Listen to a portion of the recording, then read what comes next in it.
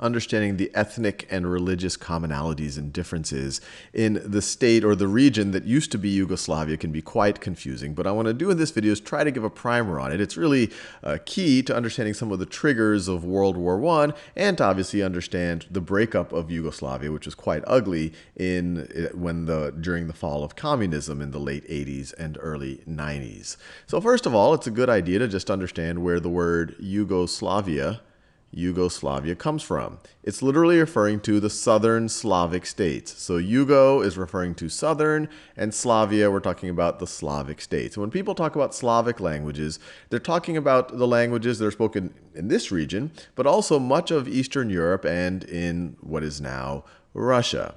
Now, what we have here in blue is we have shaded in where Serbo-Croatian is spoken. Serbo-Croatian, which is the dominant Slavic language in this region. Serbo-Croatian. And there are multiple dialects. Some people will say, oh, it's Croatian or Montenegrin or Serbian or whatever it might be. But most linguists say, well, they're pretty close to each other, and you can kind of categorize them as one language, as Serbo-Croatian. And you see that it's now spoken in modern-day Croatia, Bosnia and Herzegovina, Serbia and Montenegro.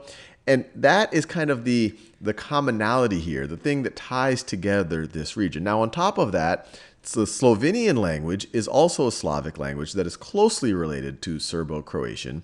In Macedonia, they also speak a Slavic language. It's closer to Bulgarian, but it has some close ties. It's not completely different than Serbo-Croatian. So you have this linguistic connection throughout this area.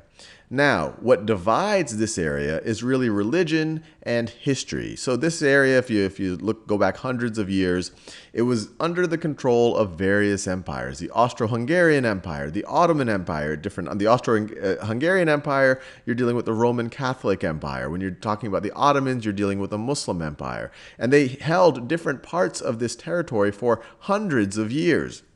And so what you end up is really a mix of religions, and that often gets tied to people's what they perceive as also their ethnicities. And so what I have here is kind of a breakdown, the religious breakdown of the state, the former state of Yugoslavia. So in this pinkish color right over here, I have the areas that are predominantly Roman Catholic. And I say predominantly because it really is all mixed together. So Slovenia, Croatia, primarily Roman Catholic. If you look at Serbia and Montenegro, primarily Eastern Orthodox. Kosovo, you have a strong Muslim majority right over there. And it really gets, and Kosovo, before its breakup, was kind of part of Serbia and Montenegro, despite it having this very different religious makeup. And then Bosnia and Herzegovina is where things get really, really mixed up. Roughly half of the population, and it's been moving over the centuries, but the dominant religion there is Islam. And in general, and this is where it can be confusing, when people talk about a Bosniak, when they're talking about a Bosniak, they're talking about a Bosnian Muslim. Bosnian Muslim.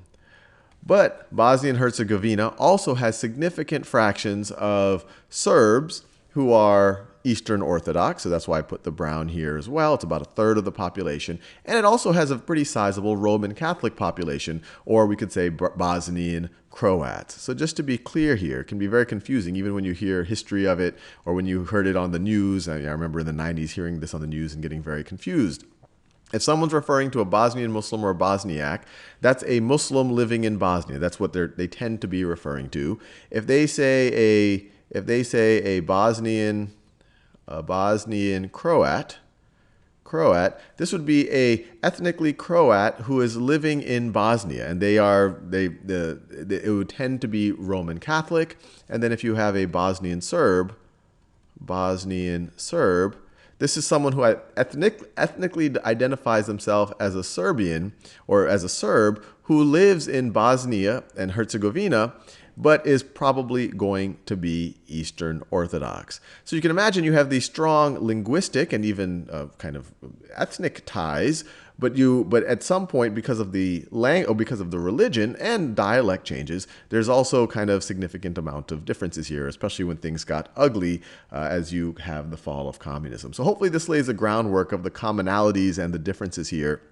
And it'll help us understand what got us into World War I, or at least what triggered World War I, and also some of the ugliness that was seen in the early 90s. And just to finish up with a little bit of context, this was not a unified state until, World War I to some degree was precipitated by a desire to make this a unified state. This ethnic grouping, this linguistic grouping tended to be broken up with the Austro-Hungarian Empire, the Ottoman Empire. Entering into World War I, you started to have the decline of the Ottoman Empire, which started to allow these people to start to have more energy behind their desire to form a unified state. World War I was essentially the catalyst that allowed the state of Yugoslavia to unify, and in different forms, it stayed unified until the fall of communism. And even though it was a socialist state, a communist state during the Cold War, it actually always had a kind of a strange and distant relationship with the Soviet Union. But after the fall of communism, that was kind of holding it together, especially these religious differences, frankly, and these ethnic and religious differences broke it apart.